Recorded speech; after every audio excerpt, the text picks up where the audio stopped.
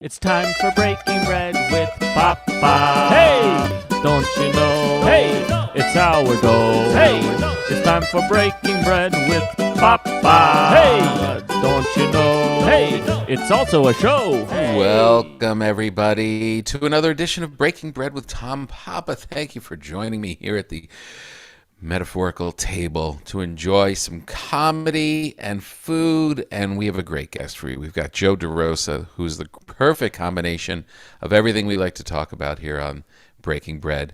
Joe is a good friend of mine. He's a great comedian out of New York. He's been in everything. He's been in Better Call Saul. He's an actor. He loves music. He's a hilarious comic.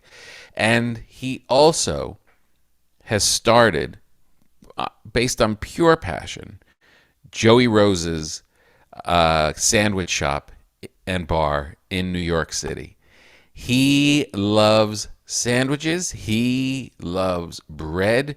And out of a pure passion, like I said, just to make something great that he enjoyed, it has now grown into a real live destination in New York City, making incredible sandwiches.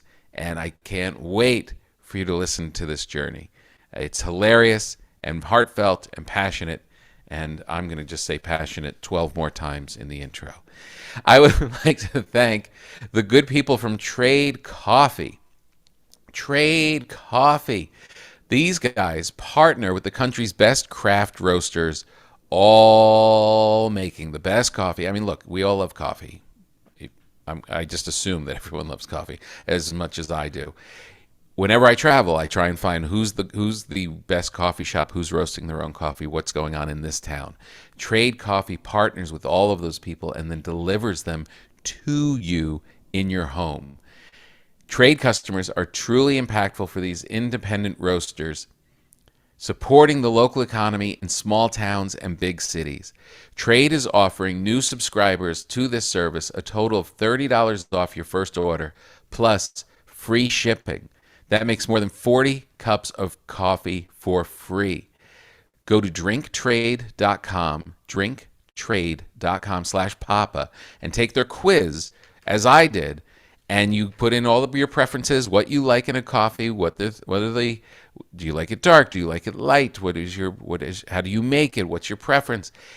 I'm telling you, I've upped my coffee game to the point where my home coffee is better than anything I find out and about. Like, I can't wait because I know that I have these great beans at home.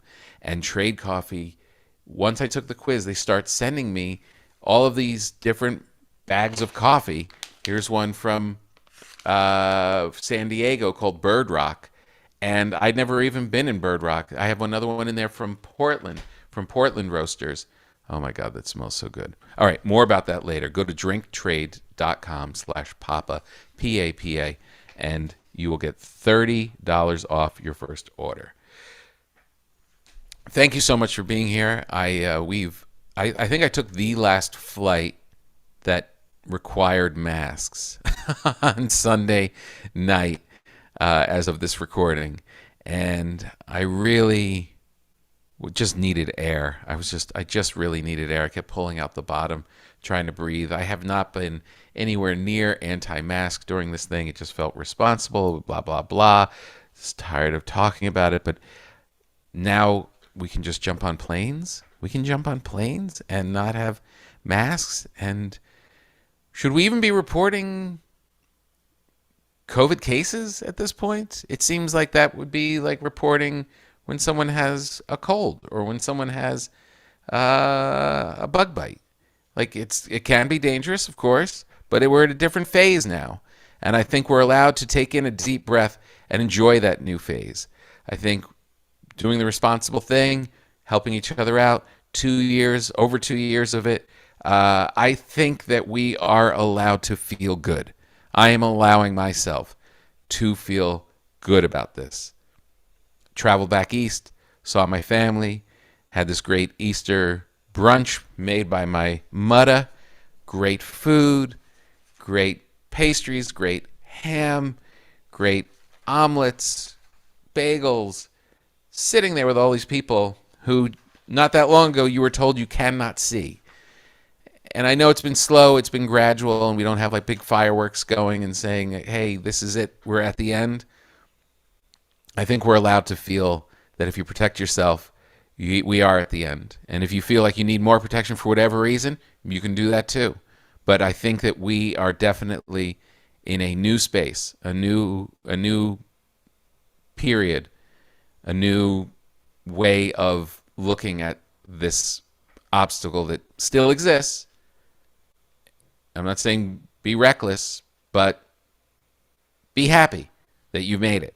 So go and grab your friends and family and enjoy yourselves. And it's okay to not feel guilty and filled with fear. And I say that as my good friend Joey, who's helping me out with this podcast, is just dusting off his little bout with COVID. But even watching Joe go through it, yeah, we're okay. This is a new phase. We're doing all right. Joe DeRosa, very funny comedian. He is getting ready to do another special. You've seen him all over Comedy Central. Go to YouTube. Just look up Joe DeRosa. If you don't know him, you should know him. He's been a New York staple for a very long time. Very passionate, very thoughtful comedian. And just a great guy.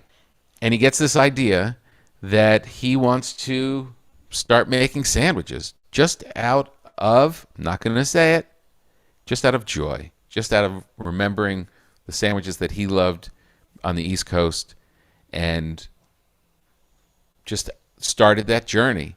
And now I can't believe, I've talked about it a lot on this program.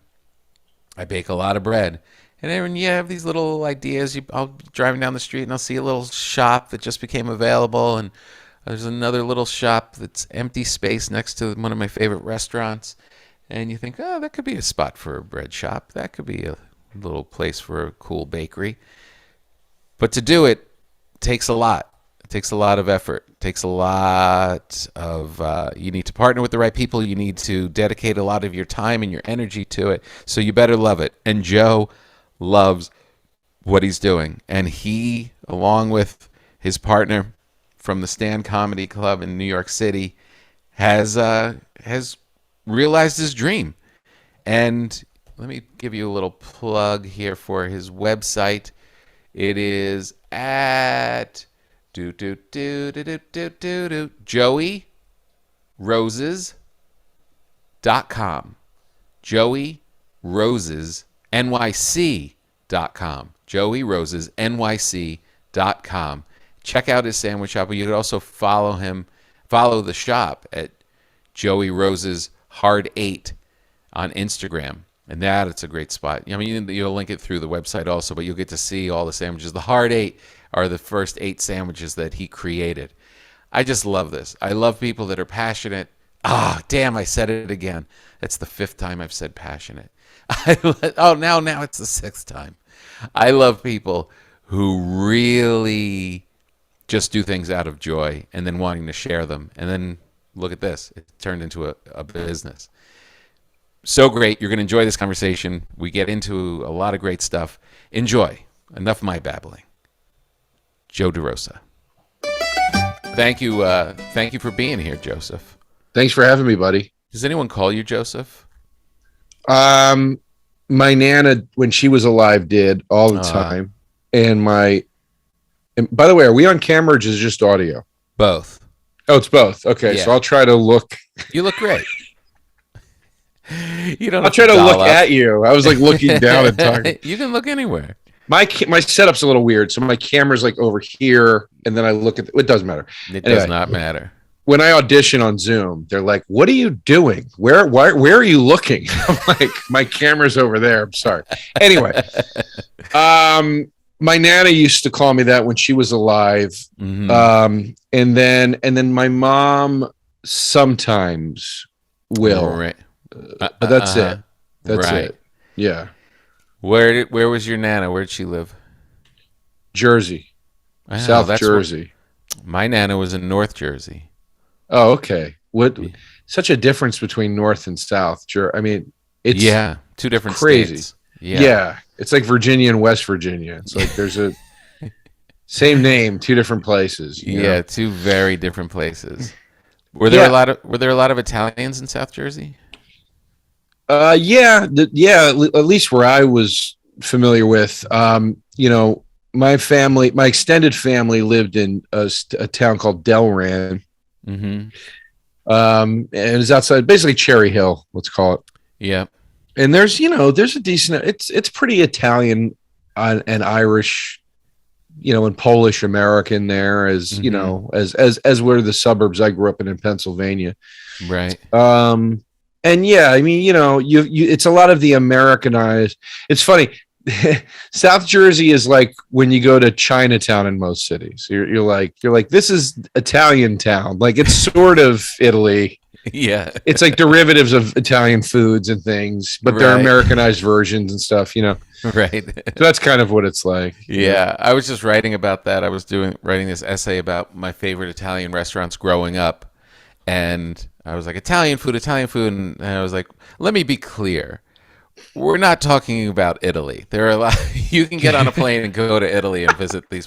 We're talking about Italian food that came into the Northeast and was spun with some American ideas and brashness and bigness and Italian, and you end up, as Colin Quinn always says, like in Staten Island with statues of David out on your front lawn.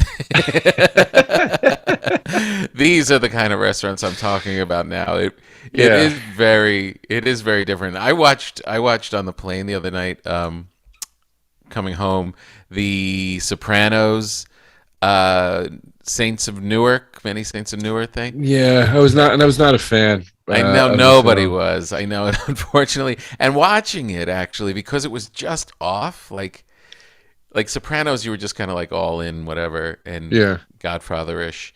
And this one was just off, where I was like, what's with us Italians? You know what I mean? It's like when you watch a comedian, like when you watch a bad comic, you're like, oh, am I that far away from what this guy's doing? I have texted Big J Okerson, Ari Shafir, and Sal Volcano, and Dan Soder, all of them at separate times. I've texted them and said about comedy, what we do is so embarrassing. We're like a step to the left of wedding bands. I mean, this is like go on Amazon Prime and just do a deep dive through these specials.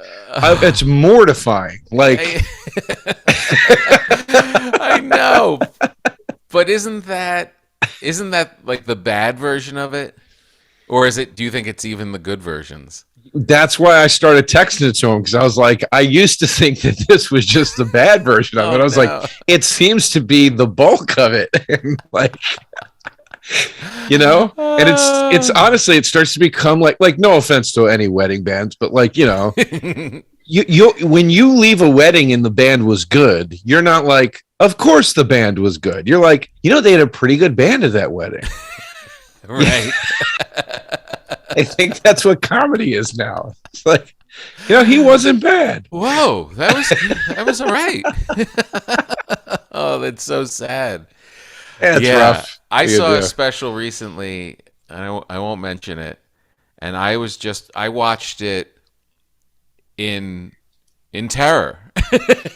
In terror, because I was like, I feel like I'm 1/10 of a degree away from what's happening on the screen right now. Like, I feel like I could eat. It's because you do carry this fear of, you work very hard. Comedians work very hard to try and stay original and not be hacky and not repeat what other things you see and all that other kind of stuff. And then when you see someone who just misses it, it's frightening. I do that a lot myself. And it's interesting. You're tapping into something I never thought of before or realized. What you just said, though, it's so insightful. It's like it's like there is a certain there are subgenres of stand-up comedy, and each one of us participates in one of those subgenres primarily. And when you do it right, it's great, or at least good. And when you're off, it's the hackiest thing ever. And it doesn't take much to be off. It's just a few, like you said, ticks over. Yep. So like you and I are very different. but like I know what the hacky version of both of us is. I know what it is. We've both seen it. Yeah. And, for me, it's like when I see the guy that's like, I'll tell you another thing I'm fed up with. You know what I mean? I'm like, oh, no. I know. I always love those guys. It's like they've run out of real things to be angry about. And they're like, damn toothpaste dispensers. Yeah, it's never a real thing, either. Yeah. It's never like, but like it's like I would classify you in like where I put like the guys like Regan and stuff like that, where I'm like, here's a guy that's like very clean for the most part, and it's very observational, and there's a lot of stuff about family in there, but it's really sharp and really well written and really funny. You know what I mean? But if you see tons of guys that do exactly what I just described, except the funny part. And for whatever reason, I don't know, like it just doesn't. It's so, but like there are other guys like Okerson, who I was just talking about. Jay's a storyteller, right? He's so good at it. He's so funny. Yeah. How many bad storyteller comedians have you seen? We've seen tons, right? But I think as you're saying it really is that classic hackneyed thing, the hack thing. The you've seen it before, the derivative thing. It's like, if as long as you're writing and trying to move in some direction that's honest and that you haven't seen other people do, even if they miss, I can watch them and not feel bad for all of comedy, because I feel like at least I've never seen someone talk about a monkey using 2 Q-tips at once, whatever that, right, pulling that out. Like at least he missed while going into the woods where I've never been before. I'd much rather. I can stomach that. I can't stomach when they're like, it just comes a little bit like I've seen 100 versions of this thing. I think it's for me, and I think this is what you're saying, at least to some extent. It's the difference between seeing somebody doing comedy and somebody doing an impression of a comedian. Yeah. And like, I remember saying to, I did some shows with Michael Ian Black, and, he, as far as I know, started just in sketch and stuff with the state. And then he did, he's an actor and all that stuff, but he was doing stand up. And I remember I said to him, and I was like, Michael, I mean, this is a huge compliment. Please understand that it's a compliment. You're really funny, and you're not doing an impression of a comedian. Like you're doing, like I go, because so many guys like you that came over in the last couple of years, I'm like, they're just doing an impression of what they think stand-up is. I was like, you're actually doing it. Yeah. And I think that applies to whether you start as a stand-up or not. Like people have been doing it for 30 years, and you go, he's still just doing this impression of stand-up comedy. Right. Like, yeah. Yeah, and that's what was back to the Saints of Newark thing. Oh yeah, it felt like they were pretending to be Jersey Northeast Italians. Like there was a not all of it, and they were in and out of it, but it just left that same terror when you watch a bad comic. As an Italian American, I was like, oh no. You're gonna disagree with me, and your fans will crucify me. I've gotten so much shit on my podcast for saying it. I never liked The Sopranos. I felt like that about the show. I felt like it had great moments here and there. Yeah. But like, scenes with like them inside Starbucks being like, they took this from us. The espresso was awesome. I was like, this is embarrassing. This is not a thing that happens. I know Italian guys from Jersey. I know guys that knew guys that were connected. I've met guys that were connected. Yeah. They didn't care about that sort of thing. And those characters specifically were over the top. They were like the yeah. There was that. There was that part of it. Is it supposed to be funny though? Like that's the thing I could never put my finger on. I was like, is David Chase being like tongue in cheek? Right. I don't know. I think it was very funny. I mean, people came away thinking it was very funny. I think that, yeah, it's just like you said, like you grew up with people like that, and we had these people like in our family, and then to see it done not well, you start to think, oh, maybe I should just tell people I'm Irish.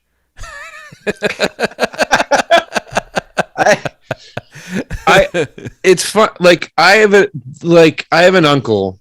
He's not in the mob, but he's very much he's cookie cutter of what the kind of guy they were portraying on The Sopranos was, personality wise, that demographic. And he owned a shop in Jersey, and an independent movie was shooting, and they asked him, "Could we use your shop to shoot the scene?" And they did. Mm-hmm. And I was young I was 18 at the time. I was trying to get into. I was just out of college. I was 21, and I was trying to get into film because I thought that's what I was going to do. And I was so enamored that a real movie asked my uncle to use his shop, and I knew what the movie was, and I knew the scene, and I was just like, what was that like? And he's like, what's it like? What the fuck do I know? They offered me $2,000. I was like, fine, I'll fucking clear out for the day. Like, he just was like, I don't fucking care, you know? And that was the thing, like, that always resonated, like that scene I'm referencing in The Sopranos. I'm like, these guys, like, I feel like all they're ever thinking about is like, what is making sense financially and business wise right in this moment? Right. Who's screwing me? And how bad am I getting screwed? Yeah, but go ahead. Sorry. Was Nana a good cook? No, actually, terrible. Ah, interesting. Very interesting. Not just a bad cook, not like nurturing either. The anti-Nana. Yeah. I got the short end of the stick with that one. My grandfather, this is my dad's parents. God love them. But, my grandfather was a very, very fussy eater. He liked things very plain. So my Nana, in those days, I feel like if part of the matriarch being a good cook had a lot to do with what the husband wanted, and not a lot to do with what the kids wanted or whatever. So, I feel like that affected her cuisine. What did he want? Just like meat and a white potato and it was like he was like boiled hot dogs, like cut up tomato on a plate. Right. Stuff like that. My Nana often, I'm not exaggerating, often put out a bowl of Doritos as part of dinner, like as one of the sides. Yeah, full-blooded Italian woman. Parents off the boat. Just none of it trickled down. Oh my God, that's hilarious. As a side dish. Like a frequent dish in her house was hot dogs. Boiled hot dogs sounds so funny too. Oh, it's gross. It's so gross. And I love hot dogs, but boiled hot dogs are gross. But she did introduce me to mortadella, which I am indebted to her for. That was a big moment in my life. And it's that I took that away. So right. And she was a good baker. She made good cookies and stuff at the holidays. So but no, it was not the like steam is coming out of the kitchen and there's giant pots and all that. There was not that scene at all. None of that. You didn't grow up with that at all. What about your mom? Well, my mom did that stuff. But my grandmom didn't. Right. So and my mom's mom died before I was born. My mom would always say that her mother was big into that stuff. Mm-hmm. But I never met her, unfortunately. But my mom, was into it. And my dad's surprisingly a good cook. Oh yeah. I don't know where he learned it from. But he's a pretty good cook. So, I picked, and then I cook too. So I picked that up from them, and then, from other people. You meet people to teach you things. And it is kind of interesting just to think back to that time, like when you say, like, I don't know where he learned it, and I know you're talking mainly about your family, but there's also that part of, like, how do people learn anything back then? Like, you would probably have one book or like one person that would help. Like now, I mean, my 15-year-old daughter at the time, like, was cranking stuff out in the kitchen that she's just got her phone going. YouTube is rocking. She's got her stuff off of subscribing to whatever. The internet is giving her every single answer to everything. Yeah. She could be an amazing cook. Back then, it was like if you had the Betty Crocker cookbook and a couple clues of what was what. It's kind of insane that they were able to do anything. I'm watching that show Julia right now on HBO Max about Julia Child, and it's incredible. Like, her whole thing was, I am going to make it so the average housewife can cook French meals with the ingredients she has accessible and with the time she has available. Right. And she's like the original YouTube, with that, like, where it's like, I'm going to break it down for you in a way where you're going to be able to do this yourself. And right. I mean, it's so fascinating. But like, when I'm in watching the show, you're like, oh yeah, like before the 60s, that wasn't a thing. Yeah. and she's the first one, and you've got to nail it while you're watching it. There's no pausing. There's no recording. There's no backup website. There's no links. Like, when Julia goes for those 22 minutes, you better figure out how to make that poulet in real time. Yeah. It's like, I remember there was a thing they used to do, and I don't think they did this in the beginning. I don't think they did this till like the 80s, but my mom watched a lot of cooking shows in the 80s, like who was the Frugal Gourmet and all those guys. The Frugal Gourmet. Yeah. And but they would say at the end, if you're interested in today's recipe, write us. You just send a letter. How far away is that meal going to be made if you're writing a letter and getting it back and then shopping and then cooking? Yeah, it's crazy, But like, you're right though. Now it's so, like, literally right before I hopped on this, I was putting together my shopping list for the week, and I was like, you know what? I'm going to make chili this week. I'm going to make. So with the chili recipe, I was like, okay, I don't want to eat a lot of beans because I'm trying to stay lower on the carbs. So then I Google what's good bean substitute. And then you land on best ever chili recipe without beans. You know what I mean? I know. I literally took a picture of it, inserted the picture of the recipe into my shopping list on my phone. So when I'm in the store, God forbid I have to switch apps. I don't have to switch apps. It's right there. And then I did that for 3 things. I did that for chili, chicken piccata, and for veal and peppers. But I'm going to make it with steak because I don't eat veal anymore. Right. But steak and peppers and tomato sauce, and it's crazy. So I take a little quiz from my friends at Trade Coffee. And they asked me a bunch of questions about what kind of coffee I like, how do I make it. I tell them I do it as a pour over. I grind my own beans. I like my beans to come whole. I like something that's dark. It has a little chocolate to it, has a little floral notes to it. And this is not just I hear people use the term coffee snob, but I'm not going to say I'm a coffee snob. I enjoy good coffee. Look, you go through your life, and there are times in your life when you just are starting out and you're drinking bad beer and you're drinking bad coffee and you're eating crappy food because you're not really thinking about it. You've got more things on your mind: how to survive, how to hook up with people, what party's going to be. Yeah, there's a lot going on. And then as you become a little more thoughtful. For me, it took a while. Some people do it younger. You become a little bit more thoughtful about what you're eating and drinking, and you start to search and look for the things that are the best versions of what you enjoy. And that's what coffee has become for me. I am looking purely for, I know now, after years of drinking good stuff and bad stuff, what I really like. And I took the quiz at Trade Coffee, and then they started sending me on this subscription service bags of beautiful coffee that show up at my place.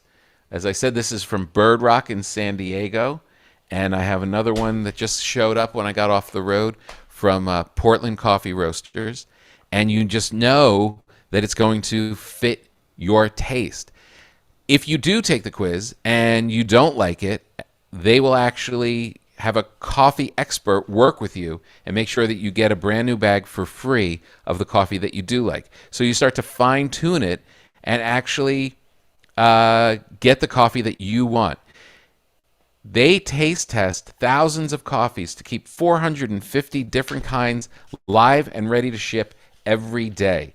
There's no one perfect coffee, but there's perfect coffee for you, and Trade Coffee is your partner in that. And what a great way to keep local coffee lovers and creators rocking and rolling. This is, these people here in San Diego, they're not a national company, but they're able to now send it out nationwide to people who love it. I mean, it says right here on the back, serving the city we love. Not anymore, you little Bird Rock roasters. Now you're serving people all around the country. Whether your friends call you a coffee snob or not, it's time to get in with Trade Coffee. Trade is offering new subscribers a total of $30 off your first order, plus free shipping when you go to drinktrade.com/papa. That's drinktrade.com/papa. That's more than 40 cups of coffee for free. $30 off your first order. That's 40 cups of coffee for free. Get started by taking their quiz at drinktrade.com/papa. Let them know that I sent you, and let Trade find you a coffee you'll love. That's drinktrade.com/papa for $30 off. It's amazing. It's amazing. Yeah. It really is completely... There is something good, I will say. Once I started baking bread and started pulling in all of these books, there's something cool to reading a book about it. There's something cool to spending time with it, revisiting, slowing it down, rather than just popping off. And I keep amassing books because I do feel like there's something more immersive or just purely enjoyable about it. Yeah. That's another part of the Julia show, is that they're like, cookbooks are like this new thing. Mm-hmm. Well, I guess not that new. They had cookbooks in the 1800s and stuff, but the idea of popular cookbooks is a new thing, right? And it's very frowned upon on the show. Like, the publishers are like, please, it's a cookbook, it's yeah. No, it's so interesting. It was such a different time. Do you ever watch two guys I love on YouTube? I love Ken Rollins, the like cowboy chef who cooks everything in his yard. I don't know him. He's awesome. He lives in like Wyoming, and he makes everything like in his yard, like on a grill and a smoker, and he's got a whole setup outside. It's wild. Wow. But then there's that other guy. I'm blanking on his name. He only does colonial stuff. Like, he only makes colonial recipes from colonial cookbooks, and he wears the garb. He built, it's crazy. He built a colonial kitchen in his backyard, and he built it the way they would have had to build it back then. So he has a video where they're making bricks out of mud. And because he was like, I'm making it as authentic as possible so I can actually see what the food tasted like. Right. That's so insane and great. Yeah. They've both got like 2 million followers. Like, they're huge. Yeah. Because people admire that. People admire just someone going all in on pretty much anything. Yeah. That's amazing. Yeah, I have been interested in that, of old recipes and stuff from when it was way before us, but you do have to like really aggressively try and duplicate some of the ingredients. It's actually not an easy thing to do. Yeah, I'm surprised at like what's the most interesting to me is the measurements, because there wasn't a cup or a teaspoon or whatever. It's like, so the way it's all measured is like, everything is like guesswork and eyeballing and estimations. And then like almost all the meat is cooked like dangling from a rope, and like you spin it over a flame, so like it can evenly like sear and roast, because there's no such thing as like there's no broiler or roasting oven or anything like that. Like it's all fire. Digital thermometer. Yeah, it's so wild, man. It's so I make a beanless chili every Halloween. We always have like a Halloween get together, and I've been making a beanless chili for years, and it's so good. I don't even try and replace beans with anything. It's just pure chopped meat and spices and peppers and stuff. Oh, I love it. So what meat good. do you use? I use ground beef, like 75% ground beef that comes in kind of like those sausage tubes. The plastic, and you just slice it up, because it's like 3 pounds of it, and slice it and just throw it into the pot. But they're like these big things, and I can't believe I've been doing it for almost 20 years now. And every Halloween, because it's the only time I ever buy it, I can't believe the supermarket is still carrying these just tubes of ground beef. Yeah, it's incredible. Yeah, that's incredible. I'll write to you for the recipe. You can mail it to me. Yeah, I'll send it out on the post. So let's talk about your steps in creating your spot that you have now. Sure. In my mind, I'm a little fuzzy in the story in my head of whether it was a love of creating the bread, or was it a love of creating the perfect sandwich? It was sandwiches. It started with sandwiches. Okay. And it started when I lived in LA, because I'd get a craving for these East Coast, where I grew up, they were called hoagies, New York heroes, whatever, it doesn't matter. But it matters. Yeah. So, when I lived in LA, I would get a craving for that type of sandwich. Yeah. And I couldn't really find it. I could find cheesesteaks, no problem. Mm-hmm. There's a lot of Philly transplants and great cheesesteak places in LA. But even those places, for some reason, the cold sandwiches just didn't work for some reason for me. Yeah. So what I started doing was I'd go to the supermarket and I'd buy as close as I could get to the ingredients that I had in my head that I wanted. And that led to me using baguette rolls primarily, because anything that was labeled hoagie roll was too soft and too chewy and wasn't crusty enough. Right. So that's how that started. And I would make these sandwiches, and then, you'd find yourself a few weeks later sort of craving the sandwich you made. Mm-hmm. So I'd go back and buy it again. And then the third or fourth time you do that, you write the recipe down, and you're like, this is like good. I should like remember this. Yeah. And then before I knew it, I had 2, 3, 4. And then I started to say, well, what would a full sandwich menu be? And I said, well, maybe 8 or 10 sandwiches. So then I started trying to create sandwiches that were variations of things I grew up on. And that's how the whole idea started. It was variations on sandwiches I loved, because I couldn't get the ingredients that I wanted because of where I was living. And that was a blessing in disguise. It was a very lucky accident, because that led to the sandwiches having an originality. So by the time I moved back here, these were their own thing. And by the time I showed them to Paul Italia, my business partner, and told him the idea, he was like, I like these recipes. Like these are really cool. Like, Yeah. and they're old school, but they're not common. They're not everyday things you'll find. Right. And it all came out of that. And then the bread became a derivative of the baguette, which eventually to me became what a perfect hoagie roll was, the way we make it. And then again, not again, sorry, but I say again because I've told the story many times, but not to you. It was all discussed and created during the idea for the establishment was created during the pandemic. Right. So a focus on why is this place not in the city? Why are these places not more readily available in the city? Why is it so hard to find an Italian style sandwich shop like this?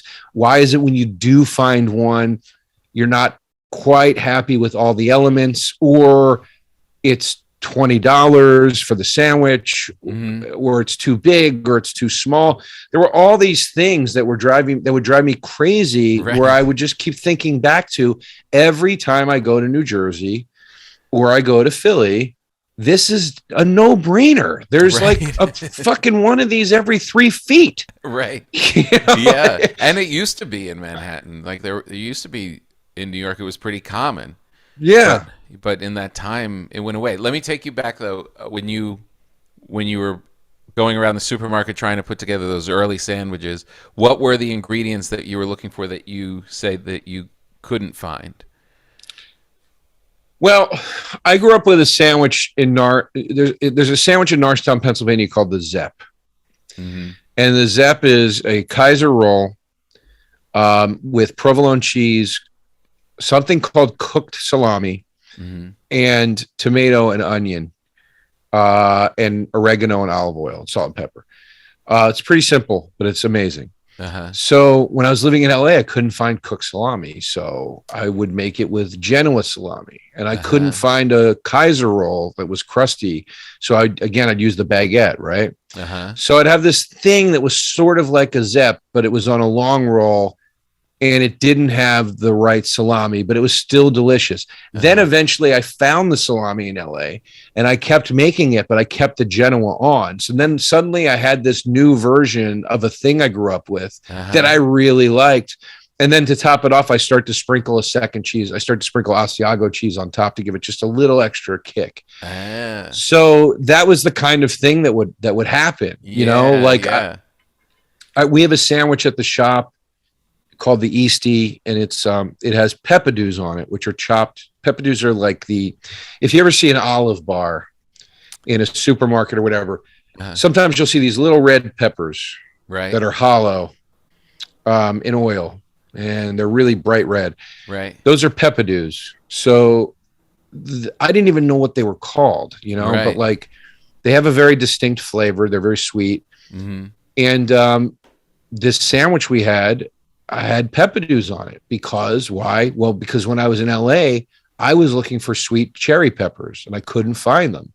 So I was like, all right, well, I'll use these peppers. And then I was like, you know what? These taste really good, but I bet they'd taste better against like a sharper cheese. So instead of this provolone, I should use this Asiago. Since I can't find sharp provolone, I'll just use Asiago cheese. That's sort of in the ballpark. And then I had this sandwich that was Asiago cheese, Genoa salami, prosciutto, and the peppadews. And I was like, this is really good. I should, and that was the first one I wrote down. It's so cool that and this is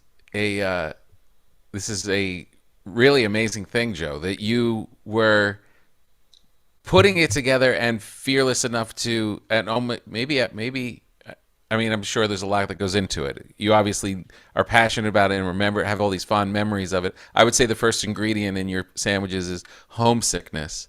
But that you were discovering it and going forward and going creatively further than most people learn how to do a thing. They figure out what the base, and then eventually get courageous enough to go out and push it and try to adapt and be. You were doing that all kind of in the infancy, which is very unusual. Well, it was easy. It was easy to do that in the infancy because of there being no stakes. It's kind of like it's kind of like recording a record in your bed. You have an acoustic guitar that you like to play around with, and you go and record 12 songs in your basement. Right. That's the easy part. The scary part is putting it out if you're not a career musician or somebody who aspires to be. Right. So it was the infancy part for me was the easy part. Right. The hard part and the terrifying part was when it became about like, okay, we got to pull our pants up here and do this. Like if we're going to do it. And if I didn't have Paul, I never would have done it. Yeah. So what's that? So you come back to New York. You've got how many sandwiches pretty much that you've written down at this point? I had like more than enough at that point. I had like 12 or something. And are you thinking, I mean, now that's a lot. So probably at some point during that, you're thinking maybe I'm going to end up doing something with this. I didn't. I just thought in my head, it was this one day, if my ship comes in and I'm a millionaire, I'll open a little window somewhere and pay some guy to make these and it'll be a dream come true. Right. But that's not how life works. And most of the time, at least, I did become a millionaire, but I didn't. No, I'm kidding.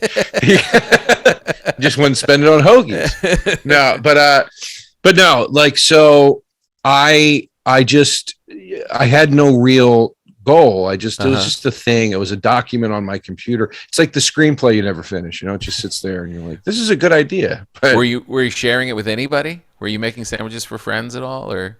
The only person I ever made them for was Becky Donahue, who at the time was producing at a TV at Vic God, the place that did America's Funniest Home Videos. That guy, Vin DeBono. Yeah, Vin DeBono. Yeah, she was producing there, and we were working on a different project for Vin DeBono's company, and she caught wind that I like to do this, and she was like, let's make some videos. So we did these videos called Hoagie's Heroes, where they were for Facebook, and I would make the sandwich, and at that time the idea was, you have all these sandwich ideas, we should make a cooking show where you make the sandwich and give it to the camera person, who was Becky. Right. She was the only person I'd ever given them to. We only did 2 or 3 of these, and she was like, Joe, these are really good. And I was like, oh, thanks. Shucks. That's nice. And then that was it. No, I never, after that, never did. The next time I showed the recipes to anybody was when Paul and I were sitting on his roof in New York.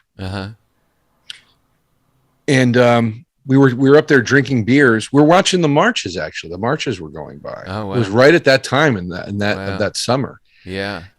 And I told him the idea. Like, we were just kind of watching and talking about, sort of waxing on the change, and New York is a different place, and all these things. And what do you think it'll look like when the doors finally open? And there's so much turmoil. Will we ever get past all that? We were just talking about all that stuff. Yeah.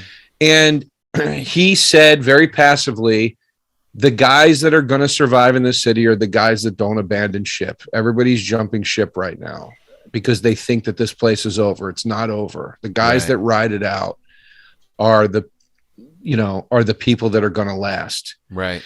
So, and he just literally goes, so now's the time. You ever had an idea? And again, passively, I was like, oh, that's funny, man. I always wanted to open a sandwich shop. And he was like, what do you mean? And I was like, and I just started telling him the story I just told you. And he was like, let me see the recipes. What do you have? And I was like, I don't know. I think they're on my phone here somewhere in my email. And I found them and I showed them to him. And we talked about it the rest of the night. And he was like, let's start a pop-up at the Stand Comedy Club, because he owns it, or co-owns it with his brother. He goes, let's start a pop-up like now at the Stand. And the next day we were like buying ingredients at the supermarket to test out sandwiches. And that was how it started. That's amazing. Yeah. Well, this is just for my own head. Did you have names for the sandwiches when they were on your phone in that list? I did. I named. No, actually, no. I'm wrong, Tom. I didn't. No, I didn't have names. When we started the pop-up idea, he was like, "You need to have names for the sandwiches," and I was like, "I really don't want to, but I think it's a necessary evil." Why didn't Thank you want God. to? Yeah, I just because I felt like it was like you know what? It was one of those things where I was like, but every sandwich has names for their sandwiches. And then when you start to put together the sandwich shop, you're like, oh, there's a reason for that. I need to place an order, sir. Yeah. And you realize quickly it's way too hard for guys that you're trying to teach to be like, that's a number 7. You know what I mean? Yeah, like, right. So, so I named all of them in like the 8, the original 8. It's called the Hard 8. That menu, which is hanging in our restaurant now or our bar now that we're expanding on and stuff. The names are on the board. I thought of those names in 6 minutes. I just went down the list and I was like, this is the one my mom would like. I'll call it the Rosie because her name's Rose. This is the one my dad would like. That's called the Dad. This is a roast beef one. It's called the Beefy. That's great. A burst of creativity. Yeah. Because I felt like the more I thought about it, I was self-conscious. I definitely felt like if I put too much thought into a name, it'd be corny. You know? That's right. Back to the hacky thing, right? It's back to that thing of like, let's have a little integrity. Yeah, exactly. So, you know, is there a so you've got 8 now? I'm sure it's expanded. What is and they're all different. You're roast beef, or you're talking about the Zepp, or you're talking about these different things. But what are for you? What are the main things that you want to achieve universally within the sandwiches? Is it that you can bite right through it? Is it the bread to the meat? Is it what are the things that would make you angry if they were wrong? Ratio is important. I can't stand a thin sandwich, but I also can't stand an overstuffed sandwich. You know, I follow a lot of sandwich profiles on Instagram. Yeah. Whether it's shops or just guys that, you know, whatever it is, but I follow a lot of sandwich stuff. And the thing that I have the biggest issue with, and I say it, you know, 7 times out of 10 with videos I'll be watching is, you know, the video starts and I'm like, okay, this looks good. Where are we going? And by the end of it, I go, that sandwich will taste like nothing. They have put so much shit on it that there's no way to distinguish any of those flavors at this point. It's way too much. So I hate that more than I hate a thinly made sandwich, because at least in a thinly made sandwich, I can at least taste it. It's just not very fulfilling. Yeah. So those two, quantity and ratios, are very, very important to me. The construction of the sandwich is very important. Every sandwich we make, everything goes on in the same order. And there's a reason for that. You know, there's a reason things go on in a certain way. It's to prevent bread from getting soggy. There's a reason the rolls are cut a certain way, because it pockets the ingredients in a way that when you bite it, you're getting a taste of everything. Right. You know, our head kitchen guy, Dave, his whole thing, and he's brought a ton to the table, but his whole thing when he came on board, he was like, you should be able to hold this with one hand and eat it. That's the point. He's like, a sandwich was made for that reason. It's convenience. He's like, you should be able to be holding your book or whatever it is in the other hand. Interesting. You know, and that's a huge statement for modern day sandwiches, because you need so many times I find myself holding a sandwich with both hands and wondering how I'm going to even take the first bite. And like, you know, that sort of thing is fun sometimes, you know, like, and sometimes it's a gimmicky thing where it's like, look, we put like a pound of ham in between 2 grilled cheese sandwiches or whatever. Like, sometimes that's like a fun goof, you know? Yeah. But like, we weren't out to do, a man versus food style thing. Right. We were out to do something that was a lifestyle choice for people. Yeah. We wanted it, and that mentality went into the bar and the creation of how the bar was made and everything too. Right. The whole idea here was, this is, we have a sign that says "Welcome Home" in the bar. It's like the whole idea is like, you can come here and you can sit here. Right. For a long time, and like, Right. this is a spot for you. So That's great. we want these sandwiches to be things that you eat throughout the week, not just a thing you feel like you want once in a while, and then after you have it, you're like, okay, I'm good for about 2 months on that because I feel sick or whatever.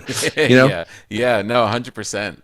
Yeah. So yeah, that's.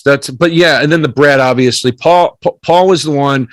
When I described to him what we were doing, what I was doing with the original sandwiches and why I was using the baguette, and what aspect of the baguette reminded me of what I liked about rolls when I was growing up. Uh-huh. And our rolls are not baguettes by any stretch, but there's an inspiration there. He very much was like, I feel like the bread is the star of the show here. If we don't get this bread right, we're in trouble. Right. So that was a 3-month process huge. of. Yeah. We were literally going to different bakeries in the city and getting, and supermarkets and wherever we could, and getting bread that we thought made sense. Uh-huh. And this guy Fausto, who's a pizziola from Sicily, who works at the stand, and is an amazing baker and everything. Like, we would show him the rolls and we'd be like, see what we like about this one. And ultimately what we need is a little bit of this one, a little bit of that. Yeah. And he kept trying different yeasts and flours and whatever until it was right. And then one day it was just right. And we were like, that's it, dude. Do not forget this. This is the recipe. Yeah. And that's what it's been ever that's since. so good. I went to a good sandwich shop in New York, and I've been going there for years. And it wasn't until just recently that I realized they're scooping out some of the bread. Yeah. Do you scoop? We don't, but scooping was a part of what went into it. Uh-huh. I was like, dude, usually, because with the baguettes, I was scooping it out. Right. And I would say, ultimately, Fausto, we don't want to have to scoop. It should be airy enough on the inside that we don't have to scoop, but you get what and he just got it. He was like, I know what you mean. Like, and we figured it out. Like, that's so good. That was a very worthwhile, painstaking process, and size of the roll went into it, because what fits, what doesn't fit, right? How is it not going to be falling out? How is there not going to be too much bread on either side of what you're putting into it? Like, a lot of thought went in, but we got there. We hit the mark, which I'm very happy about. And now we have 2 secret sandwiches right now, meaning like they're on the board in the shop, but they're not like listed. Uh-huh. And then we have the original 8, so that's 10. Then we have 4 new ones coming out very soon, and then we have some other stuff. We're doing like fried dough now and Brussels sprouts. Oh, nice. What is is there a most popular sandwich?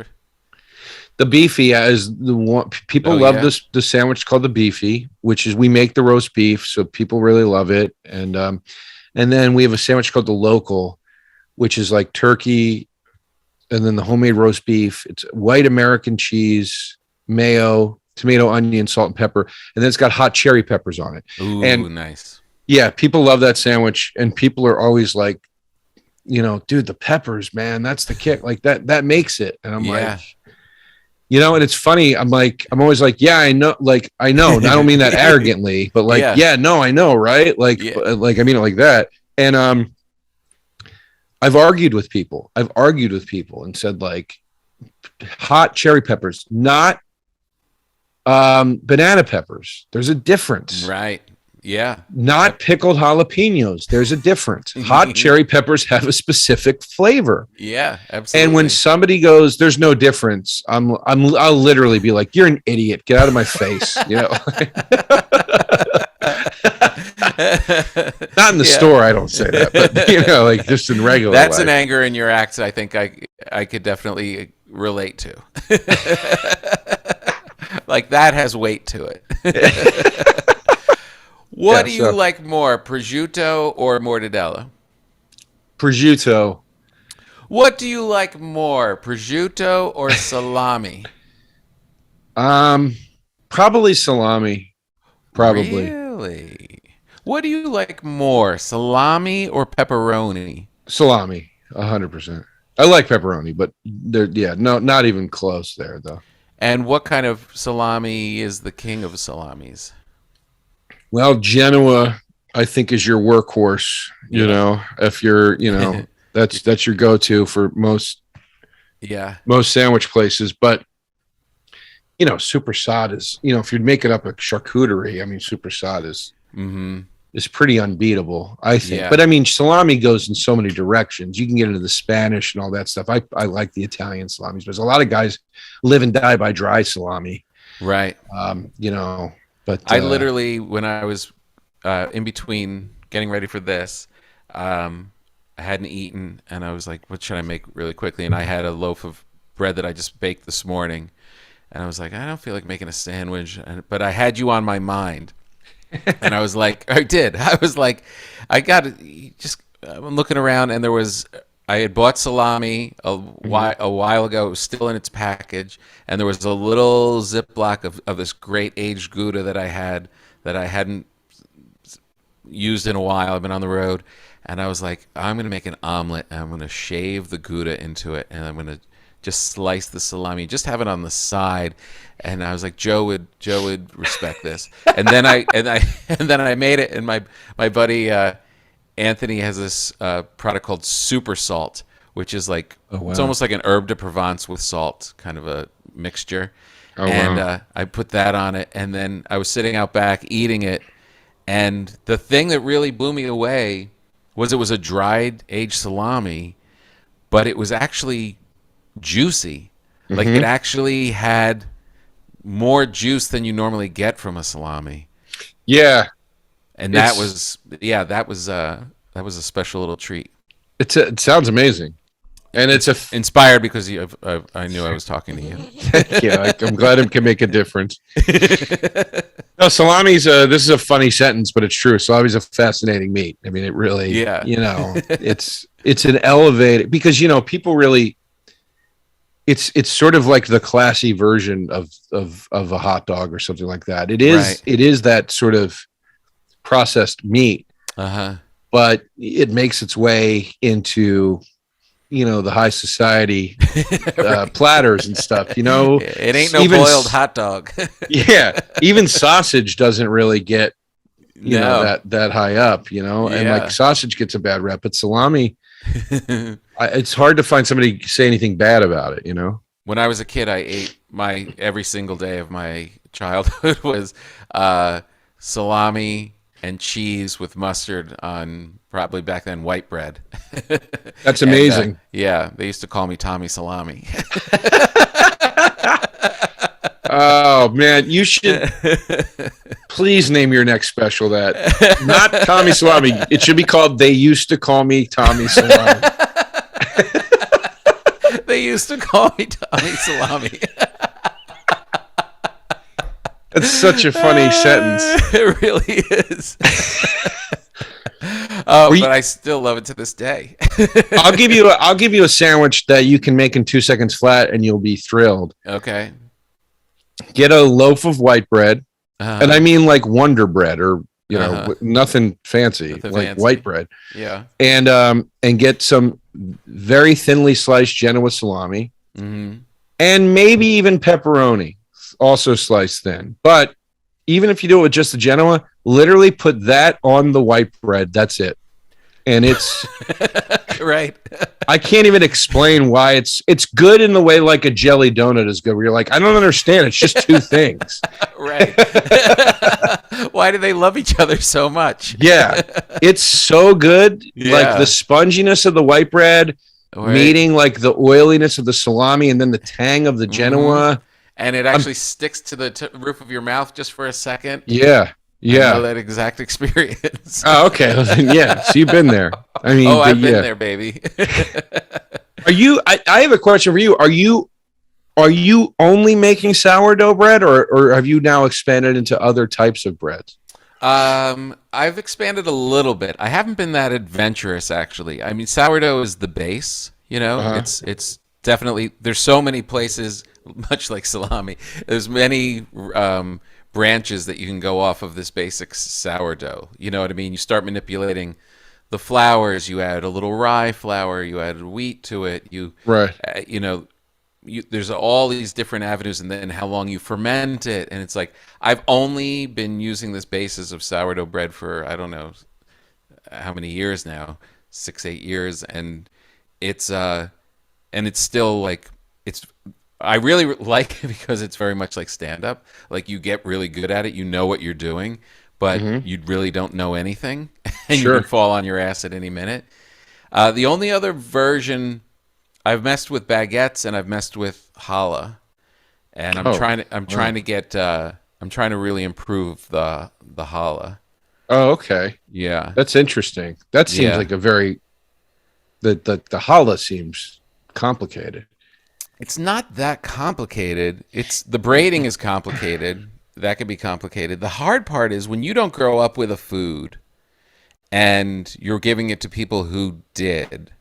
You know, like I grew up in a Christian household, so challah wasn't really around. And then I'll make challah and bring it to my Jewish friends who their grandmother, you know, could make it blindfolded, and they have their, it's almost like when people try and tell me about like a tomato sauce, and it's like, it could be totally accurate, it could be totally great, but it's just a little off from the way my grandmother used to make it.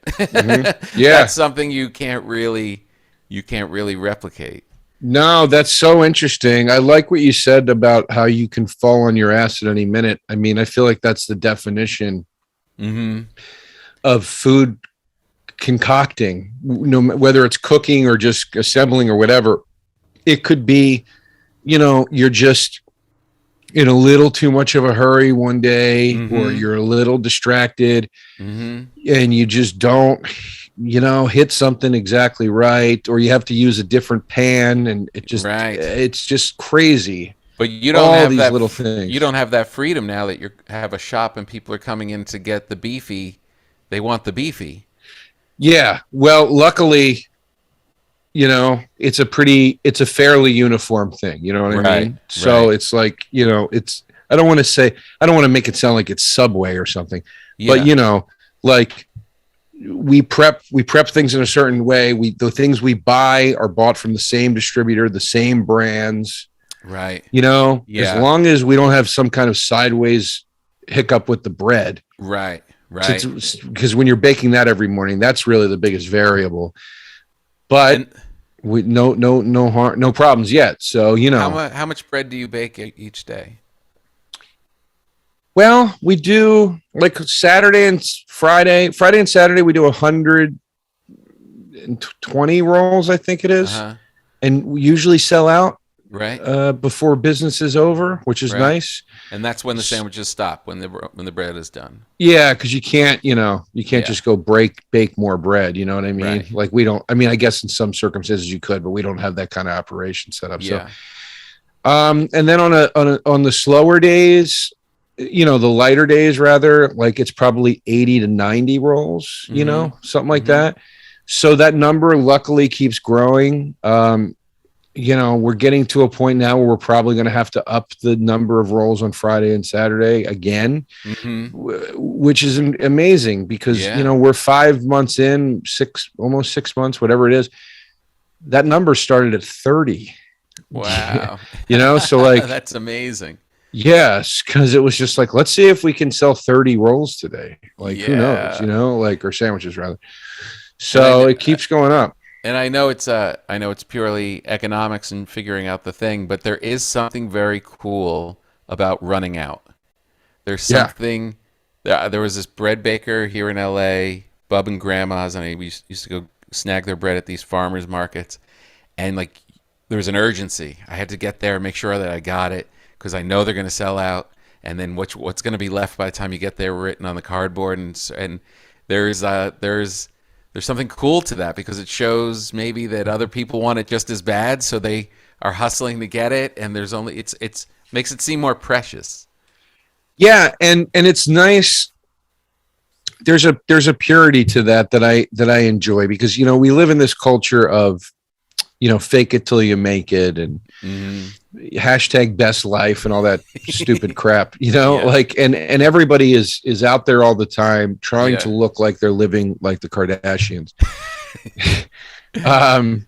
But it's a really nice, pure thing to be like, oh, there's a demand building because we run out of bread. Yes. And 100%. It's like, it's not a thing where it's not a gimmick. It's not anything. It's like, no, man, like we're sorry that we ran out. We wish we didn't, but it's just the way it goes. So we can keep giving you the best possible product we can give you. Yeah. And we're adjusting and adapting as we grow. And it's the coolest. That is, it's so great. Well, thanks, I'm going to be heading to New York shortly. And great. Some people go to the Statue of Liberty or want to catch a Broadway show, or they. I have one stop in mind. Yo, dude, I can't wait, man. Keep me posted, please. I'd love to see you too. Yeah, for sure. Been a while. It has been a while, but I would love to have you back on because we've only just scratched the surface in this first hour. Oh, Tom, anytime, man. I love talking to you. Absolutely anytime. All right, buddy. You're the best. Thanks, Tom. I'll talk to you later, buddy. All right. See ya. Can I plug something? Yes, please. Sorry, I'm shooting my new hour special independently. I'm shooting it in Houston next month. Okay. I'd love to plug it. Houston. I'll be at the Come and Take It Festival. We're shooting on Thursday, April 19th, and Sunday, April 22nd. So 2 shows. And how can they get tickets for that? I have tickets available through my website, joederosainfo.com. Great. And the festival has tickets available on their site, the Come and Take It Festival. And then also in between those 2 days, I'm going to Austin to do 4 shows. We're not taping those, but I'll be at the Creek and Cave on the 20th and 21st of April. So anyway, cool. Come on out, people, please. Awesome. And can people see anything from the shop on the website? Is it on there too? The shop has its own website. It's joeyrosesnyc.com. Okay. Everything is there that you need. Awesome. Cool. You're the best. Thanks, buddy. I'll see you real soon. All right, that's it. That's the big show. I told you it was a good one. How great is Joe? If you're in New York, go check it out. You can order online. Just go on his Instagram. Go on joeyrosesnyc.com and fantasize and plan your little trip to New York City. Or if you're in New York, go down and check it out. You can get a drink and hang. It's a lot of comedians rolling through there as well. Thank you to Joe DeRosa. Thank you to all of you for listening, and I'll see you next time.